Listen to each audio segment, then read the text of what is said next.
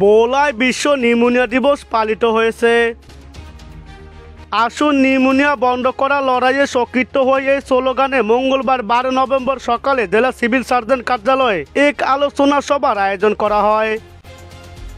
আলোচনা সভায় সচেতনতামূলক বক্তব্য রাখেন ভোলা সিভিল সার্জন ডাক্তার মনিরুল ইসলাম, হাসপাতালের তত্ত্বাবধায়ক ডাক্তার আবু আহমেদ সাফি সহ অন্যান্য চিকিৎসকরা। সিভিল সার্জন ডাক্তার মনিরুল ইসলাম বলেন, বছরে 6,766 জন শিশু নিউমোনিয়ায় প্রাণ হারায়। গত 5 বছরে নিউমোনিয়া মারা যাওয়া শিশুর মধ্যে 24% বাচ্চা নিউমোনিয়া আক্রান্ত হয়ে দৈনিক প্রায় 74 জন শিশু মারা যায়। এই বিষয়ে সবাই সচেতন হতে নিউমোনিয়া প্রতিরোধ সরকারি টিকাও সচেতন থাকতে হবে। আজ 12 নভেম্বর বিশ্ব নিউমোনিয়া দিবস।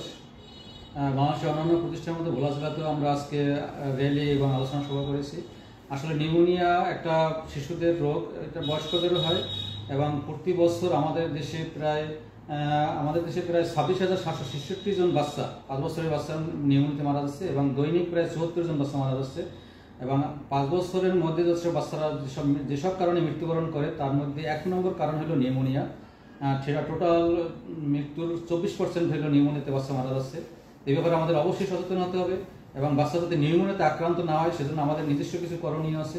সেটা হলো আমরা যেন বাচ্চাদেরকে 6 মাস পর্যন্ত শুধুমাত্র বুকের দুধ পান করাই এবং বাচ্চাদেরকে উষ্ণ রাখি এবং স্যাঁতসেঁতে জায়গায় যেন না রাখি এবং আমরা বাচ্চাদের সামনে যেন ধূমপান না করি এবং আমাদের যে রান্নাঘর আছে সেখান থেকে ধোঁয়া যেখানে ঘরের ভিতরে ঢুকে যায় এটা আমাদের অবশ্যই খেয়াল রাখতে হবে।